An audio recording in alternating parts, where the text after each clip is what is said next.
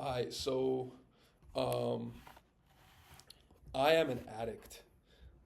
Uh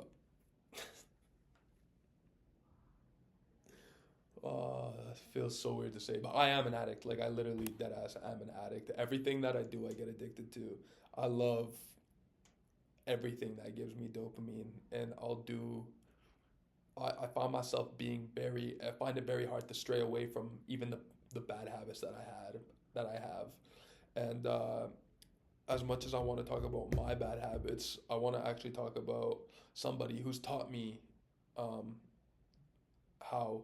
And I'm saying somebody like somebody that I know in real life. Fuck no, I'm talking about a fictional character. I'm talking about Gregory House because Gregory House is also an addict, but he is well, he's written as a paradox. You know, the same trait that makes him brilliant also kind of slowly destroys him, and his addiction to Vicodin functions as like both a strength and a weakness in several ways. And I could definitely say the same shit about me because I'm super addicted to literally, bro, I've been addicted to so much shit. And I'm saying like not just drugs, bro, but like literally I'm addicted to working out. I'm addicted to, which is good. Like so good. Like I have good habits. Like I have very good habits, but I also have very bad habits. Like I'm addicted to working out. I'm addicted to I used to be super addicted to video games, and honestly, that was like I still love video games to this day, but I needed to learn. I needed to teach myself how to like not play them as much anymore. I'm addicted to watching TV. Like whenever I start a new series, I get addicted. I can't stop watching it. I'm addicted to like some of the subjects that I take at school. I love learning some of the shit that I'm learning at school. The things that I love learning, I'll do good in, obviously. But I want to talk about like how um, you know addiction, like how addiction can fuel strengths and weaknesses. And we won't use me as an example, but we'll use Gregory House because he is a great product of what addiction can do to somebody. And I want to talk about the strengths first, the good things, because people like hearing good things. So Gregory House can hyper focus on complex medical puzzles. His addiction often isolates him from normal social life. He spends almost all of his mental energy on diagnostics. He becomes obsessed with solving cases that others give up on, and that obsession leads to breakthroughs. And in a weird way, his dependency kind of keeps him like mentally locked into this problem solving mode, which is actually very good because he's saving lives and he's doing it for the good. He's doing it for that something that he would rank the best thing that you can do in the world, which I kind of agree with, bro. Doctors, they have a lot of power because of what they can do for the world. Um, you know, it also disconnects him from these like social constructs, these social expectations that he that like really don't fucking matter. Even like somebody like me, like I find constructs to be so fucking stupid. Most people they do worry about reputation. They worry about patients' feelings. They worry about you know in the show hospital politics. But House doesn't give a fuck.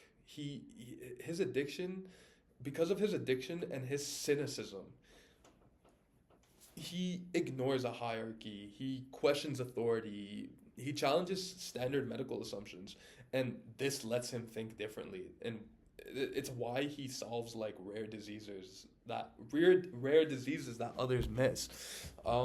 And this literally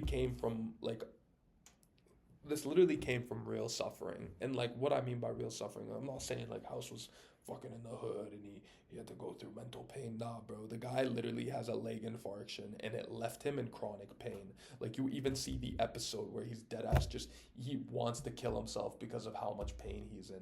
I had to go through the same shit. I went through a surgery recently and when I was in the ER, I dead ass wanted to kill myself because of how much pain I was fucking in. It's like when you're there and then when you like when I walked into the hospital, I like when I was in the ER I saw people come in with like there's one dude came in, he was missing his bottom lip. This one dude came in, bro. This one lady came in, she had like weird fluids coming out of her nose. You know, there were some people they had it worse than I did. There was some guy like bruh, and there was like some dude bleeding like out of his bro. It was a whole thing. But you see like damn like when you gain that pain, which Gregory House did, you gain a deep like empathy. I wouldn't say sympathy, I'd say empathy. People say, oh, humans can't feel empathy. I feel like people, like humans, we actually can feel empathy. You just have to be on another level of thinking, or you have to have experienced that thing to empathize with somebody, to know exactly how somebody could feel, and to know how somebody's feeling exactly. And Gregory, he hides it. You know, House hides that shit. He doesn't. He hides all of his emotions, um, but he feels it. And like, there's a brutal understanding. He gains a brutal understanding on like medicine not fixing everything. Medicine isn't always gonna fix everything. People are gonna die, even if you try to fix them with medicine. Um, and That's why House takes these extreme risks to save these patients. His pain sharpens his perspective on illness. His addiction is a weakness because it damages his judgment. Vicodin dependence can cause impaired decision making, it can cause irritability and impulsiveness, it can cause reckless medical risks. Even though sometimes House's diagnostic leaps are genius, other times they almost kill patients. One of the main things that we see House doing because of his addiction is he destroys his relationships with people. There's a zin on literally this. Who cares the? Uh, he pushes away the people that are closest to him. Lisa Cuddy, you know, he forms a great relationship with Cuddy at the end of the show, and it's because of her that he goes to rehab. But then, obviously, you know what? Fuck it. There's spoiler alert. I don't care. Lisa takes him to rehab. He comes back. They get together. They form a beautiful relationship. Lisa breaks up with him. He hops on Vicodin and take the pain away.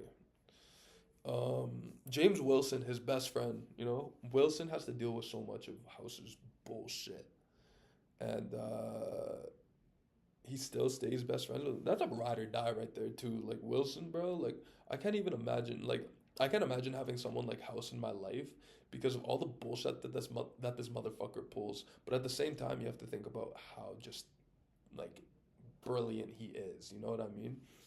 Like I can't even like if I was friends with House in real life, I think I'd have to stay friends with the guy because this motherfucker could save my life one day if I get some stupid ass rare disease. Um, and his diagnostics team, you know, they end up all quitting. His addiction amplifies his like emotional distance, his sarcasm, and his self-destructive behavior.